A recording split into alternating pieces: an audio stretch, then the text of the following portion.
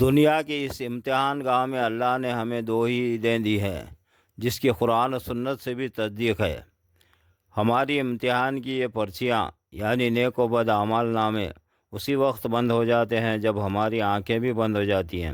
اب ہم کو ہمارے اپنے ہی مٹی کے نیچے چھپا دیتے ہیں۔ یہاں ہمیں جو اعمال کرنے کا حکم دیا گیا ہے انہی میں یہ دو عیدیں منانے کا بھی۔ اب وہاں مٹی کے نیچے عمل ہی نہیں ہے تو عید کیسی، یعنی مردوں کی عید کیسی؟ اللہ نے یہاں ہمیں ایک مدت کے لیے جسم و اس میں روح ٹھوس کر دی ہے۔ جب یہ مدت پوری ہو جاتی ہے اسی کے بھیجے ہوئے فرشتے آتے ہیں اور ٹھوسی ہوئی روح نکال کر لے جاتے ہیں۔ نہ ہم کو نکال کر لے جانے والے دکھتے ہیں نہ ہی روح، ہمیں تو صرف ہمارے اپنے کا بے حس و حرکت جسم ہی دکھتا ہے۔ چونکہ وہ لے جانے آئے تھے روح کو لے کر ہی جاتے ہیں اور روحوں کی قید میں ڈال دیتے ہیں۔ یہ قید ہمارے تصور سے پرے ہے مگر ہے ضرور۔ جب اس قید میں سے اس دنیا میں غفلت میں رہنے والا اللہ سے کہے گا اے میرے رب مجھ کو واپس دنیا میں بھیج دے اب کہ میں نیک عمل کروں گا، اللہ کہے گا ہرگز نہیں، یہ ایسی بات ہے جو وہ زبان سے کہہ رہا ہوگا اس کے ساتھ عمل نہیں ہوگا۔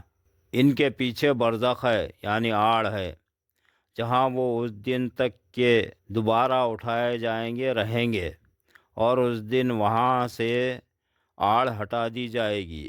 یہاں زمین سارے جسم واپس کر دے گی، روحیں اپنا اپنا جسم ڈھونڈ لے گی۔ یہ سب اللہ ہی کے حکم سے ہوگا اور اللہ ہی سب کا فیصلہ کرے گا۔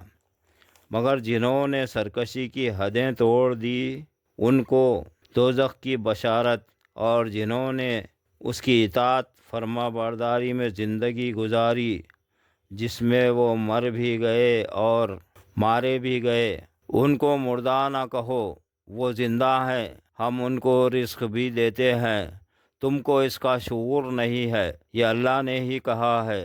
جو اس امتحان گاہ میں فیل ہو گئے نہ وہ آ سکتے ہیں، اور پاس ہونے والے اللہ کی خوشنودی وہ غربت میں ہی رہیں گے جہاں انہیں رزق بھی ملتا ہے۔ نتیجہ نہ نیک نہ بد روحیں آتی ہے نہ ہے یہاں، صرف اللہ ہے جو ہم کو جنت کی طرف بلاتا ہے۔ شیطان وہ بد جن جو گمراہی اور اندھے عقیدوں کی طرف جس کا انجام برا ہی ہے